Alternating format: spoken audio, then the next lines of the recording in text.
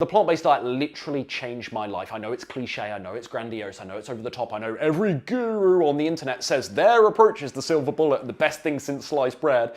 But this really has been amazing for me. Would you believe I'm actually 15 or 16-ish kilos lighter than when I first started this 10 years ago now.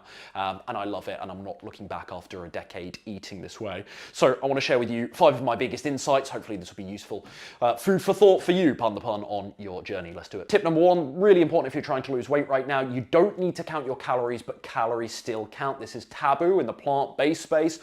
But I look back over my journey and I don't think I lost weight simply because I ate plants. It's not that straightforward, rather.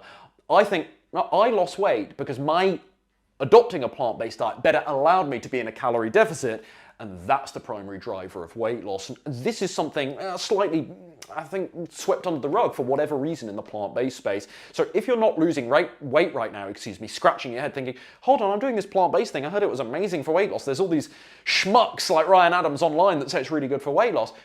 I would encourage you to take a good look at your diet and think, am I potentially overeating on the calorie front despite eating lots of healthy, whole, nutritious foods? It is possible. Number 2, and this directly links to what we've just been talking about, if you stop losing weight, don't blame the nutrition approach as a whole, simply trim off a few calories and you'll get the scale moving, right? Blame the driver, not the car. I do see a lot of people that go, oh, on a plant-based diet, I stopped losing weight. It clearly didn't work for me.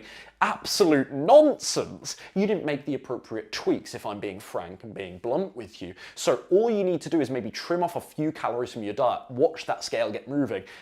How do you trim off a few calories from your diet? You can literally look at anything in your diet, but think about the things that have the greatest caloric density that are in your diet. So things like dried fruit, things like nuts and seeds and nut butters and whatnot. Don't get rid of these totally, like certainly the healthy fats like the nuts, seeds, avocados. They are high in calories, yes, so people are very tempted to just cut them out altogether. That's not what I suggest because they're still an important source of essential nutrients. But at the same time, maybe you could just reduce your consumption of those, knock 70, 100 calories off your daily diet. That might be all it needs to get the scale moving. Number 3, this was a big learning for me in my first year following this way of eating, but you can still eat out from time to time. And I think, frankly, it's unsustainable, unrealistic for me personally to never eat out, to be a little hermit and be terrified, to be neurotic about anything that's made anywhere else. I don't think that's sustainable. Wrapping yourself in cotton wool and bubble wrap like that, I don't think that's sustainable. And there are really healthy-ish, relative to fast food, there are healthy-ish options that you can get when you're out and about. I'm thinking things like vegetable sushi. Sometimes Mexican food can be really compliant. Big salads. If you've got a salad bar or a poke bowl type place, these could be amazing. Lots of the Southeast Asian, so Thai and Vietnamese food, these can have really compliant dishes as well. You can still eat out and get results. Just don't do it too often. Number 4, and this is a big one. If you've been following me for years, you know I feel very strongly about this, but the best diet in the world will not mask bad habits. Understand if you've got underlying unhealthy behavior patterns, there's lots of emotional eating, you often give in to your cravings, you eat when you are bored, stressed, lonely, etc., etc. You can't help but grab the popcorn, glass of wine every time you watch a movie. Please understand that simply being plant-based or eating some healthy meals is not going to be nearly enough to fix that underlying behavior. So this has to be a holistic, pardon the pun, approach to whereby we're fixing everything all in one go. So we want to fix the diet, we want to fix the exercise. Obviously, those are key levels that you need to pull if you want to lose weight and take control of your health and fitness.